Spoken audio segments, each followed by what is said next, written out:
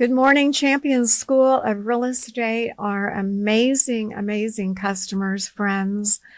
We are so thankful for your business. We are so grateful for your business. I'm Rita Santa Maria. I'm the co-owner, founder of Champions School of Real Estate.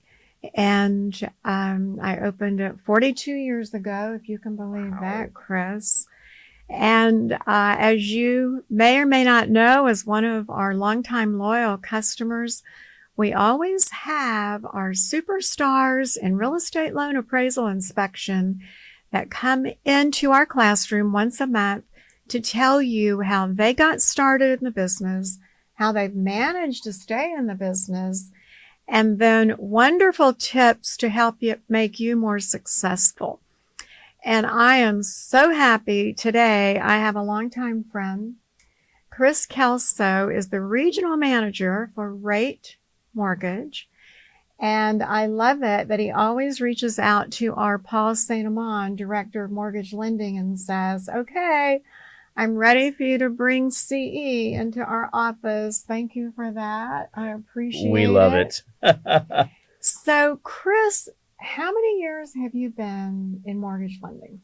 So I got into the business by accident in 2000, 2001. Long story short as possible, my dad was in the business and came down. At that time, he was doing FHA streamlined refinances and came down and said, hey, son, would you come out and do some appointments with me?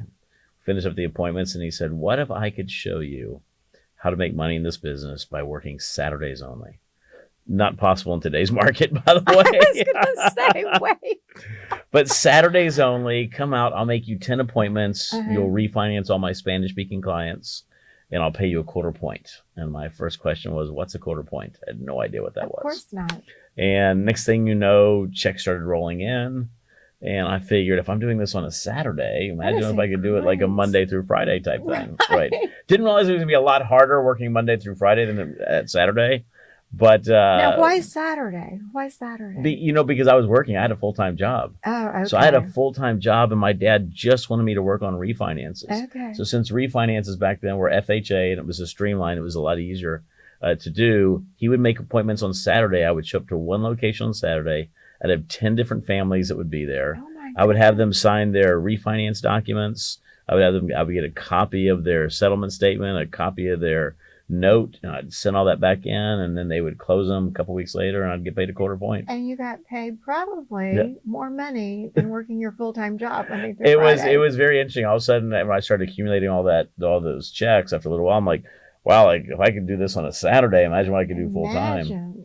Right. Did your dad also work like Monday through Saturday, or just my Monday dad was a Friday? full-time loan officer. So Okay. my dad, his whole life was an international businessman. He was a one of those individuals that they sent for abroad to be able to work and stuff like that. Mhm. So one of the things that we did all the time, we lived in Mexico our entire life. I was going to bring that up. Right. Spanish is your first language. That is correct. And so he was always an expat. And so as an expat, we were always, in Mexico, between Mexico City and Monterrey, Mexico. And when he retired, he decided to get into the mortgage industry because my sister got him into the mortgage industry. She's currently a processor. This story is getting more and more interesting. So she got him in, and then he got me in, and then my dad was the first one to get out. I'm still in, and I love it. I couldn't see myself doing anything else. At the time, what I was doing, I was also part of that track to sort of become an international expat. I was working for some big companies. I was doing a lot of traveling abroad. I was doing a lot of consulting at that time. And it was one of those things that when I became a loan officer and realized that instead of me taking these projects that would take years to come to fruition, I could do something that actually means something on a day-to-day basis. I could help somebody purchase and finance their largest investment that they make every single or maybe once or twice in their lifetime. And it was a lot of fun. And I can tell this is I had a very bad experience on my first home purchase. And I promised to make sure that everyone else going forward would never have that experience when they're working with me. And I think we all sort of go through that. Everyone sort of has that moment where it's like, why'd you get involved? My biggest thing, again, my dad got me involved, but the passion I have still for it today. And I tell everybody, 25 years in the business, and I still get giddy when I get that contract. I still get excited when I get to help a client in. It's one of those things you get super excited no matter what. It's like I know how to do this. I had some first time home buyers the other day who called me, and I said I used to be a first time home buyer, and so don't be afraid. We'll walk you through the process and we'll make it super easy and we'll answer all your questions. And that was the big thing. Have the passion. I tell everybody is money will follow if you have a passion for what you do. And if you're helping other people, money will follow. Absolutely. Don't chase the money. Just do a good job. They do a great job. I tell everybody, create a raving fan. Create a raving fan in the business. I was walking through the other day. I was with my son.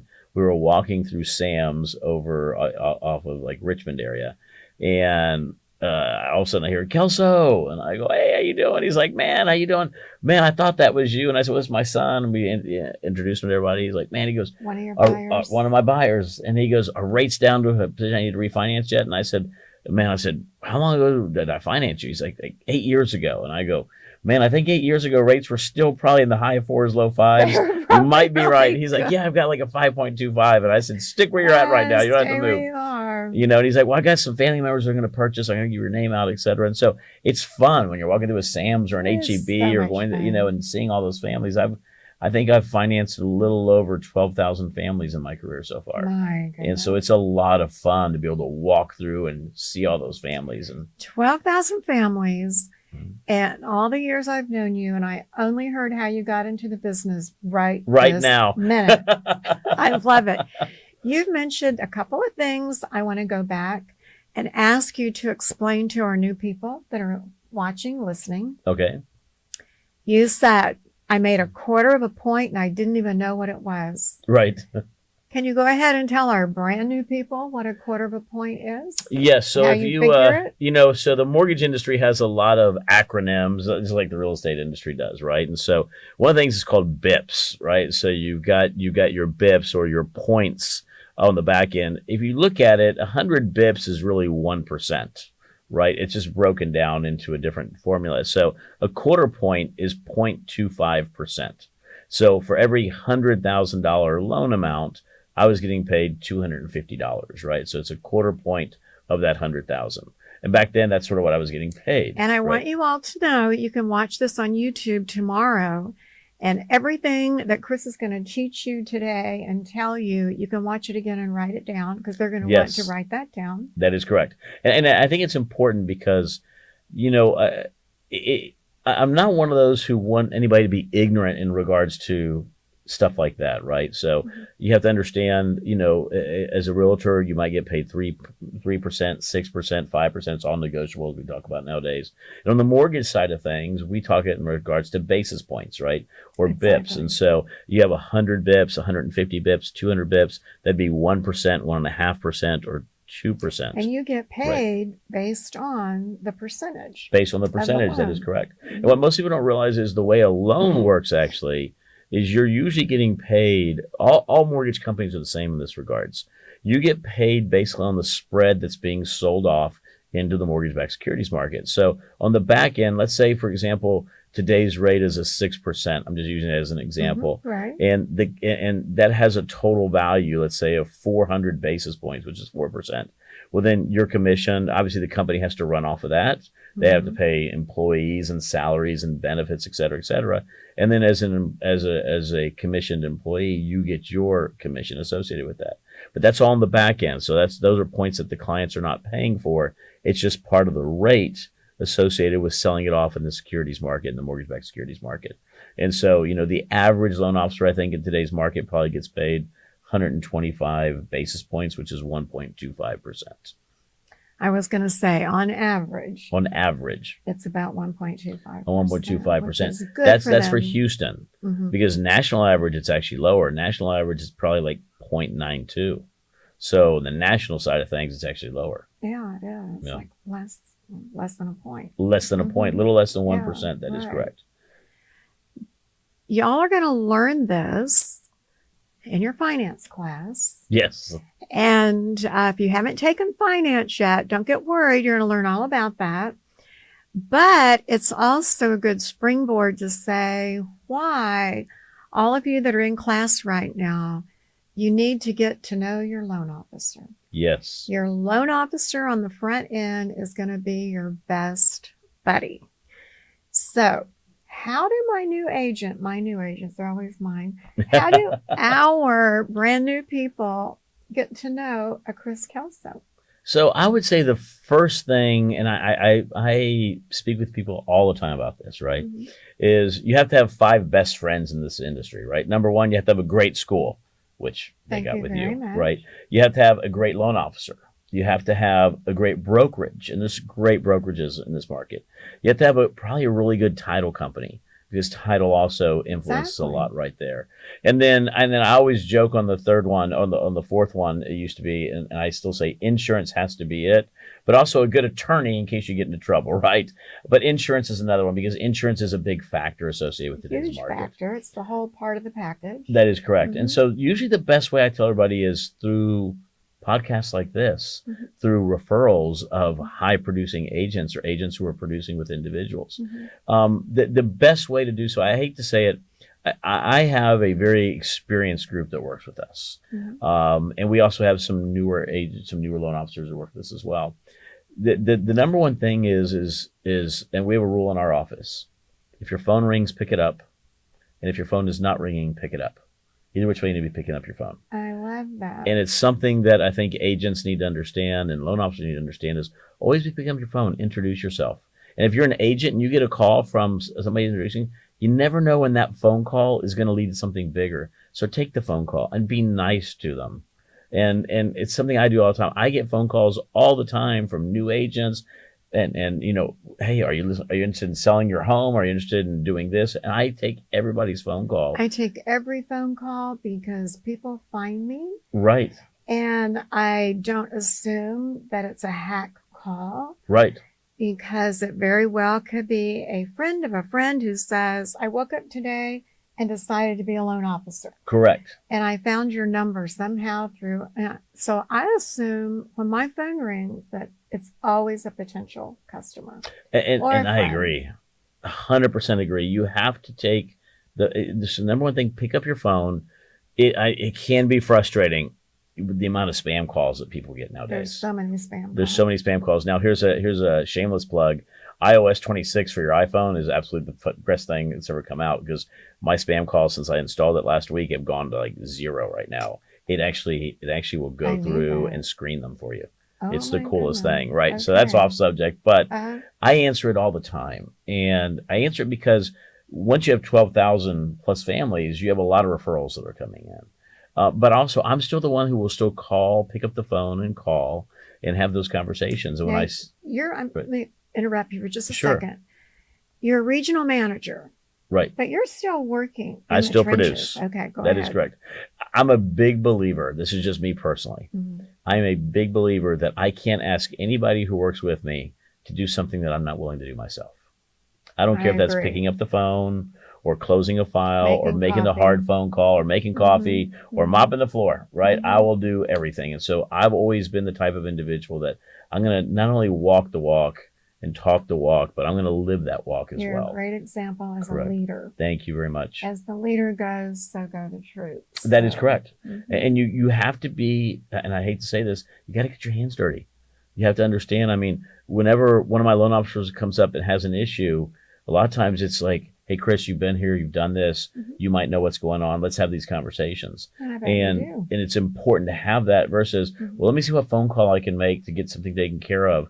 I can actually say, hey, you know what? I just got through going through this. I had the same problem with DU or LP, which is, desktop underwriter or loan prospector, which is a Freddie Mac or Fannie Mae. And I can walk them through it. And to me, it's just extremely important. So if we have someone who is also watching this, there will be many watching this from our lending side. Correct. Because we will promote it to let both our agents understand the basics of lending. Yes. And then we also promote it for brand new people that want to be a Chris Kelso with Rate Mortgage. So how would a new person get in touch with a company looking to hire or bring on new independent contractors? How would they find that company? First and foremost is through referrals. Something like this. You watch this, you pick up the phone, you call me. That'd be number one.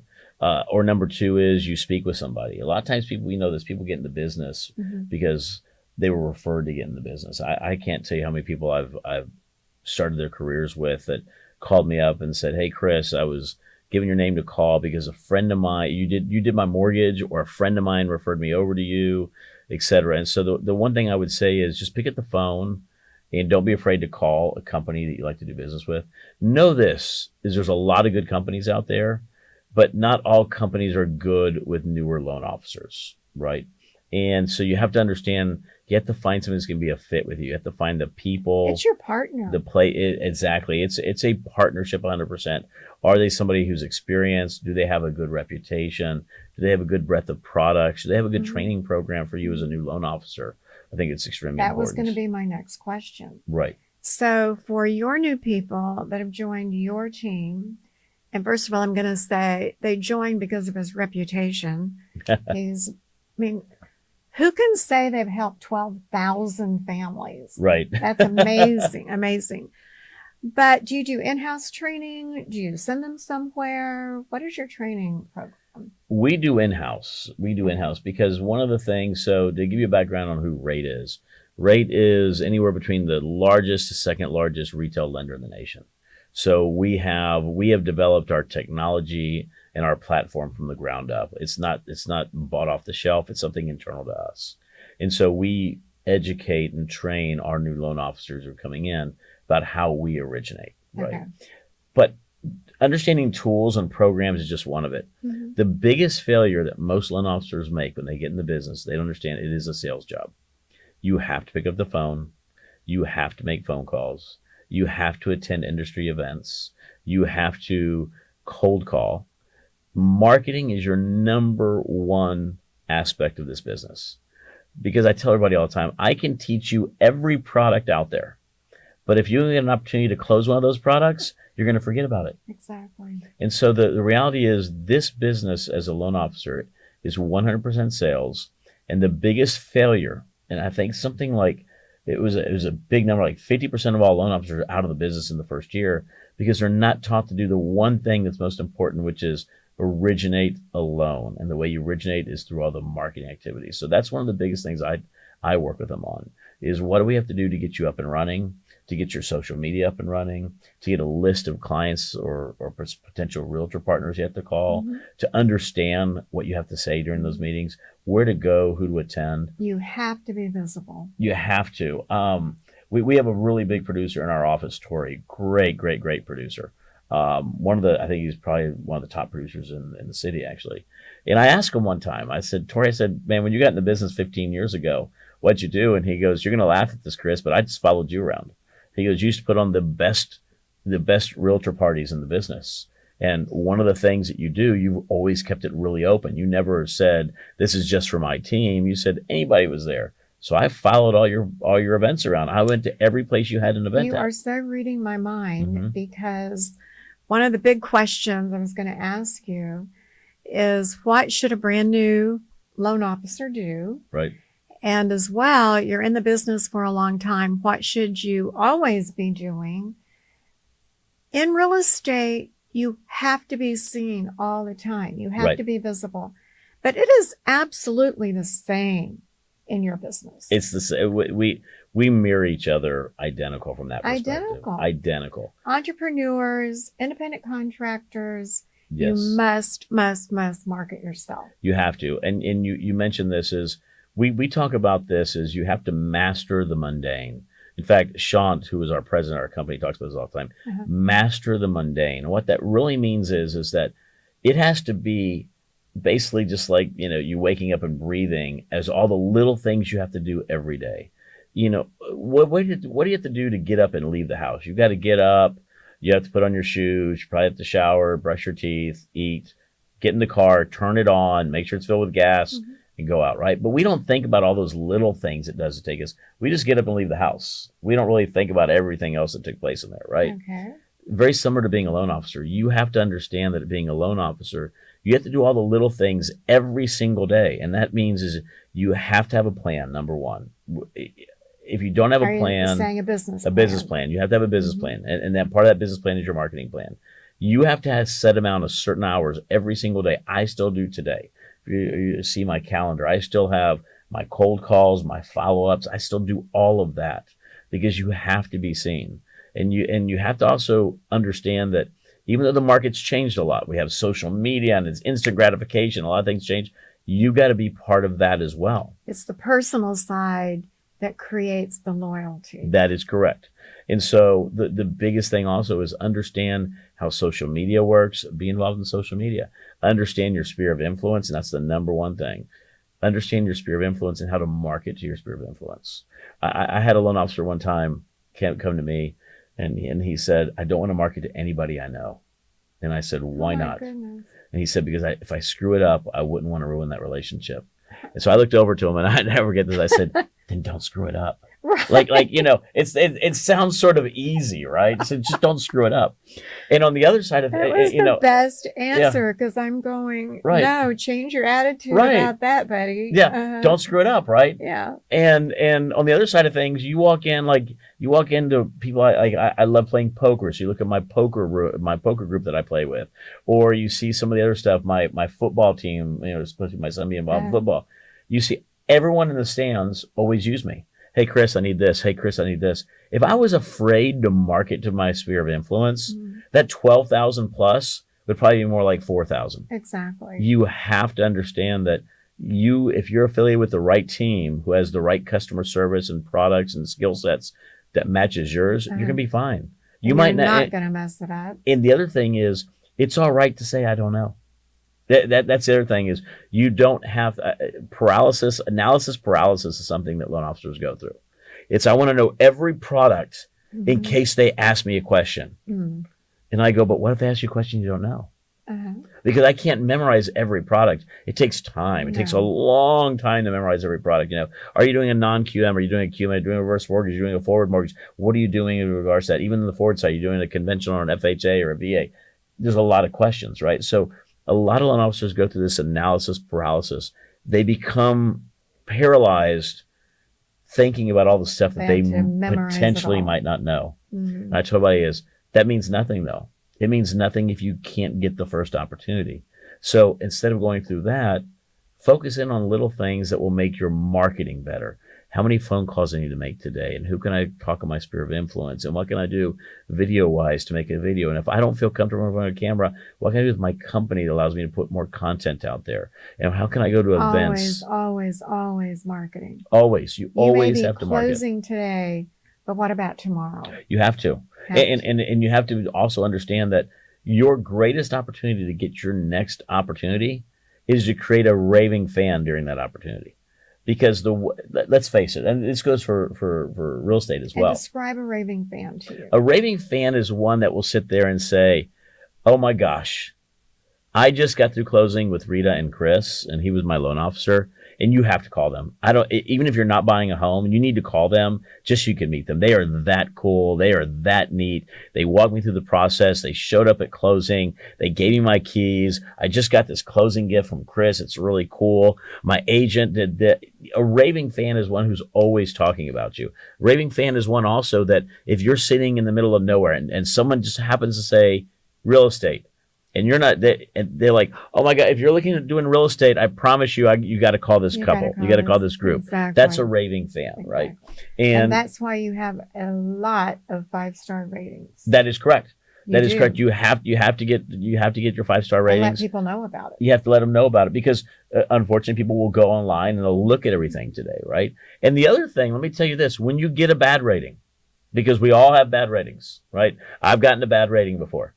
Respond to your bad rating. It's actually more imperative for you to respond to your bad rating. We occasionally get one. Yes. And we offer to give them their money back. Yes. We offer, what can we do to make you happy? Because it's so unusual when we get a bad rating. I know. You have to do that. You have to do it. You have to respond back to it. And sometimes, if you get, and it's funny because I've had a bad rating on file on clients that absolutely love me, and their bad rating about me had nothing to do with me. It happened to do, maybe I was sitting at the closing table and they didn't like how long it took for the fund. And so they ends up, and so it had nothing to really do about me, but I still had to address it, and the good thing is I use that as a training opportunity to address my partners, because it might be that I saw the same thing at title. It might be I saw the same thing at insurance. It might be I saw the same thing with my realtor partner. So it's also important. I think what that does is it brings your team together to understand, are we all performing the same function to get the same level of result that we want, which is create a raving fan. Perfect. Yep. Wow, you have taught them so much already, and I want to go in a different direction. Okay. Because I'm telling you, everything Chris has just said to you, please go back, watch it again. Our podcast is always after the YouTube, so they can hear this podcast on Alexa, on Spotify. It's always there. And you have most definitely given them Marketing 101, whether it's real estate or for new loan officers, experienced loan officers. But for our agents that are sitting there that are thinking, gosh, I know I'm now an independent contractor. I do want to buy that dream home. I very possibly am going to use Chris's company. But what do I need to do as an independent contractor in order to get approved for a loan? That's a very good question. So first, I tell everybody is the one thing about today's market, there is a product for everybody. However, the one thing that it always depends upon is credit. So if I'm a loan officer, the very first thing I'm going to ask you is, what does your credit look like? Let's go ahead and do a soft pull in regards to your credit. Let's not do a hard pull. I'm not to believe in hard pulls right now because the new law hasn't gone in place yet. And for all those who don't know, there's going to be a new law that's already written that doesn't go into effect until February of next year, in which trigger leads, they can no longer start calling you immediately when you do your credit report. Okay. But on a soft pull, they're not going to call you because they don't see them. Right. So the first thing I do is I look at their credit. And then secondly is, if you're self-employed, let's assume that you're an agent thinking of buying a home. Well, there's two different things. I can take advantage of the tax code and not show any income, or I can not take advantage of the tax code and show a lot of income and pay a lot of income tax. Okay. And I don't judge anybody on either which one they do right there, but I have a product for anything. I have a 1099 program. I have a self-employment program, which might be bank statement loans. I have a traditional program through Freddie Mac or Fannie Mae or Ginnie Mae. So I have all these different programs. So the very first thing I'm going to do is sit down and review and find out which one, based on your down payment, your credit score, your current income, how you filed it, is going to be best for you. And then we're going to make that decision together. And I'm going to give you maybe a couple of options. Say, here's option number one, which is a lower down payment, but it's a full documentation loan. Or here's option number two, which is you're planning on putting 20% down anyways. So we're not having to document all the income that you need, but it's probably going to have a slightly higher interest rate. So if today's rate was, let's say, 6%, you might be paying 6.5%, but you're getting a slightly higher interest rate to do so. The great thing is that there is a product for everybody, though. But it all starts off with credit number one. Then the best thing. Let's talk about credit for just a second. Sure. So what credit score number should they all be trying to achieve?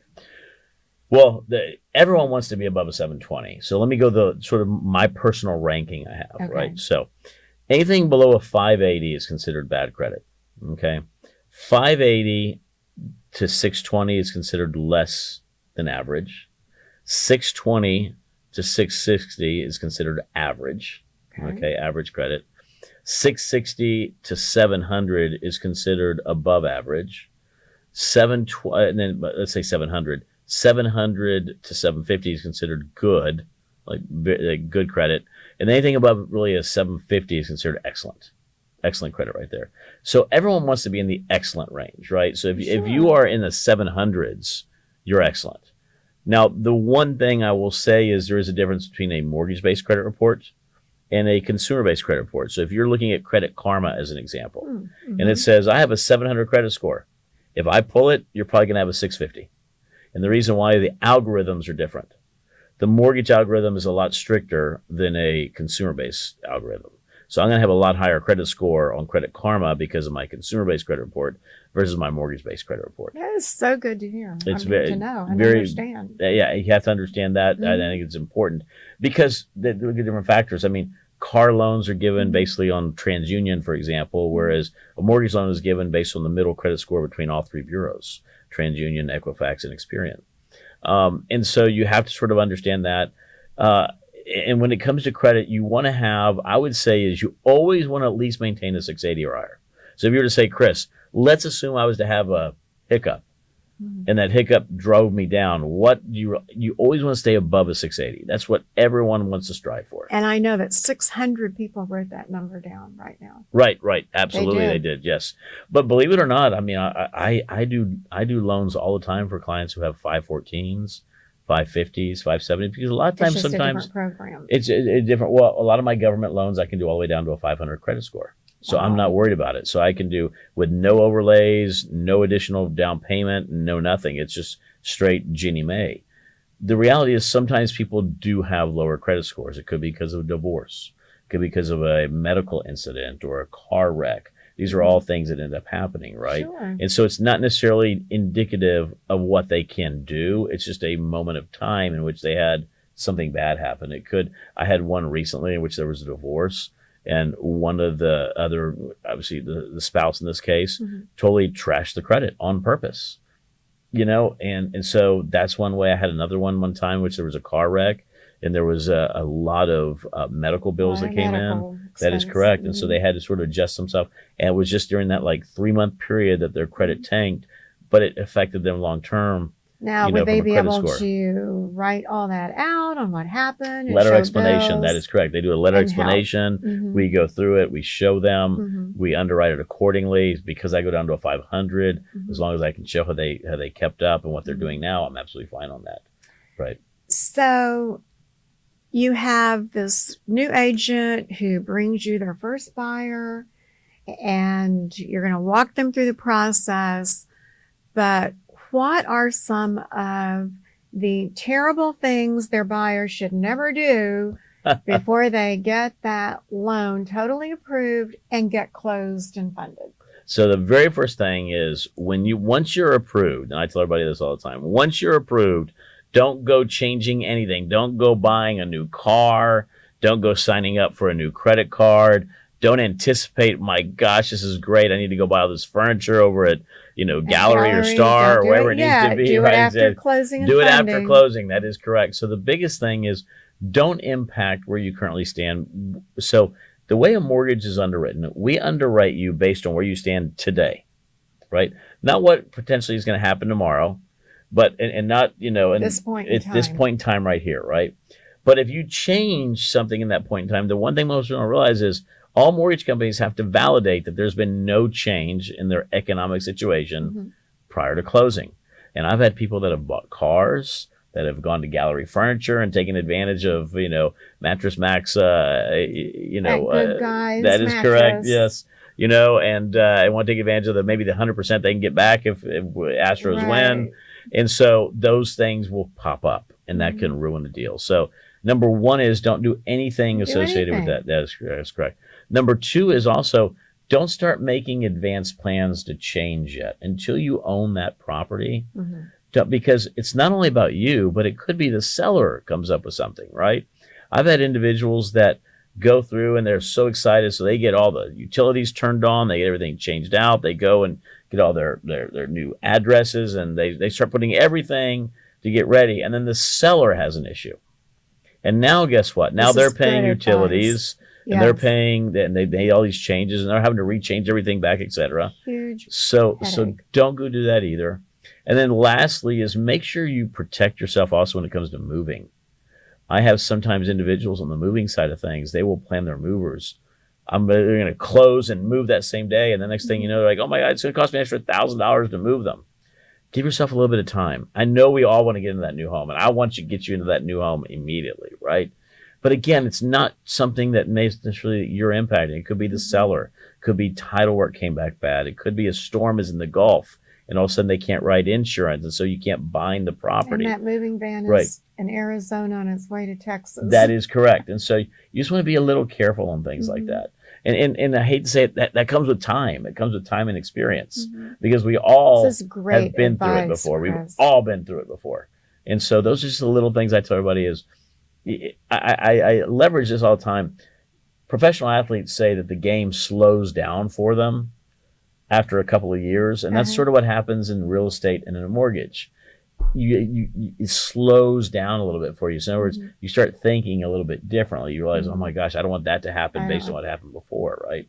And so that's what happens. All of a sudden you're thinking the what ifs, this could happen, that could happen. Right. Based on good experience, and you're trying to fix it before it happens. And here's probably the other thing I think everyone, I don't care if you're a loan officer or a realtor, deliver good and bad news equally. What I mean by this is, there's so many times in which, let's say something's negative. Let's say the inspection comes back bad, right? And you want all parties to negotiate, but you have to deliver that news pretty fast, and it's bad right? News. Right. It's bad news. Don't be afraid to deliver bad news fast and negotiate from there. Don't hold on to it till the very end. I think too many people try to hold on stuff to the very end. Let me hold on to this to the very end. Then the very end happens. They're out of contract. And they've been past their contingency. And definitely loan the officer agent didn't know. messed up. You have to make sure you deliver good and bad news equally. That is correct. You have been an absolute wonderful, full of information guest. I cannot believe our time is already It's up. Gone by. I've known this man for such a long time. And what he says is absolutely how I got to know him. He's everywhere. With all of your 20 plus years in the business, every event, there's Chris, there's Chris, there's Chris. And that's how I got to know you, That is because correct. Rita Santa Maria was out there drumming up business, but still doing it today. And I challenge every one of our wonderful customers, go back to YouTube now. Watch this again and again, because whether you're a real estate, loan, inspector, appraiser, any of those are independent contractors, and they all need to understand the basics of marketing yourself. They really do. And I will say this also. If you are in any one of those fields and you want to get into it, there is no better school than Champion School of Real Estate. You have educated everyone who works on my team. And I can tell you this. There is a quality difference between the individuals who get the cheapest and get the best. Thank you. And working with champions is absolutely with working with the best. And the last thing I would tell everybody is, take advantage of being at champions and meeting people, coming in, being physically here. Exactly. I'm a big still believer in that physicality. Exactly. I think too much has been taken out of the market. Be here. You're going to meet some great people in classes here. They're going to be lifelong friends. You're going to end up working together, or at least working a deal on the other side. Might be a loan officer, might be a real estate agent. I love it. You're going to have that. You and your mortgage lending friends, they get together and decide, when are we going to have our CE class with champions? Yep. Usually Paul St. Amand, if That not is all correct. the time. Right. And your competitors. Yes. But you are an example of how you're friendly competitors, because you're really not after the very same homeowner to be. Right. You're not after the very same buyer. There are hundreds of thousands of buyers out there. And the fact that you would be competing for the same buyer is not reality. It's not, especially if you look in today's market. Houston is traditionally done in today's market. Houston's doing a little over $45 billion worth of real estate transactions, almost $50 billion. Absolutely. Okay, almost $50 billion. Unbelievable. There is not enough. If I was to worry about somebody taking business away from me, I'm worried about the wrong thing. Exactly. Right. And so I tell everybody as a realtor, as a lender, as title, as inspector, as anybody, worry about what you're doing to create the next raving fan, and you'll create it. I love it. Right. Creating the next raving fan will be the title of this segment. I love it. I love it. Going back really quickly in time, is there anything that Chris Kelso would have changed in your life journey to be the success you are today? The only thing is I would have gotten into business sooner. That would have been my big thing. I've been real fortunate. I've been in the business during the heyday of if you had a pulse, you could get a loan, and I still maintain my integrity of not doing bad loans back then. And then through 2008, which was the bust, 2010, which is Dodd-Frank, 2015, which is another little, and then 2000, when we had the acceleration beyond belief in the market, and then 2023, when it sort of dropped out from everybody, right? Yes, indeed. And so I would say is that my only regret is not being in it sooner, because I would have loved to have been into it, pre 2000 in that, that time frame. And speaking with great individuals like yourself and other people, we talked about mutual friends like Rob, Right. Back in the 80s, whenever I you opened had a school in 83. that is correct. And we all know what happened with oil and Yes. gas in the 80s. We all know Imagine opening your business during the worst during crisis the ever. oil crisis and when rates were 18% back then, right? Yes, indeed. That's And- when I sold real estate. Exactly. Mhm. And so you sort of look at it and you look forward That's now. how it was. right, And you that's dealt what's with normal. what you had.